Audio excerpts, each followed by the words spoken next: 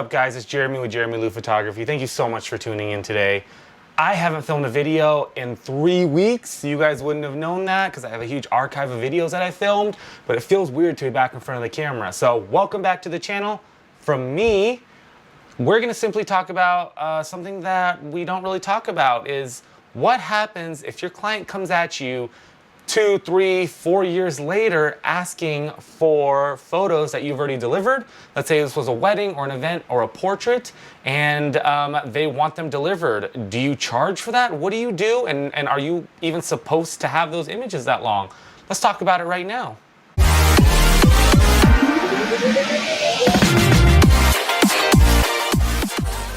Hey guys, welcome back to the channel. Again, I'm Jeramie with JeramieLu Photography. If you guys are new to the channel, please consider subscribing. If this video helps you out in any way, give it a thumbs up, click that bell for notifications. It just tells you every time I come on. Guys, so like the intro said, I archive my photos forever, but I don't really want my clients to know that.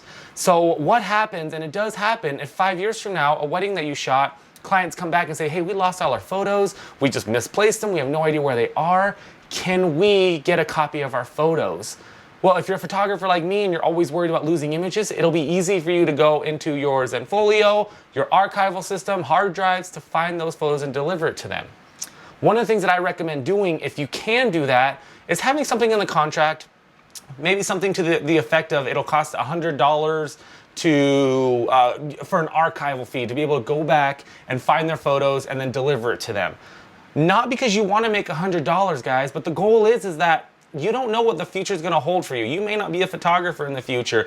You may not be around in the future. You may not be accessible in the future. And so you want them to treat these digitals, and it's always digitals, like gold. Just because I give them a USB or a download code, I don't want them to feel like it's any less of me giving them 1,000 prints. The memories are there, the visuals are still, my work is still there. So I need them to treat this like gold. So I do mention this in my contract meetings with them and say, hey, if you guys lose it, I can totally get it for you up to 2 years after for an archival fee. Now, if they do email me after, you can up that rate if you'd like, or just let them know that I still have it, I still have to go to my archives and find it. Now, our archives aren't really that hard to get into, but I treat it as a way of I'm paying for the service to have a certain amount of gigabytes, or I have to buy hard drives to maintain my images, and this is what we're paying for.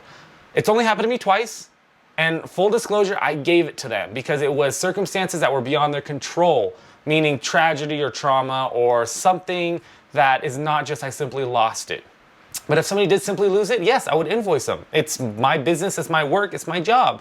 And that's what I would do. Now guys, if you are not archiving your images to have for 5 or 10 years from now, please do so. It's super simple, it's super cheap to buy an 8 terabyte Seagate hard drive now, even if you just use one for like under 150 bucks.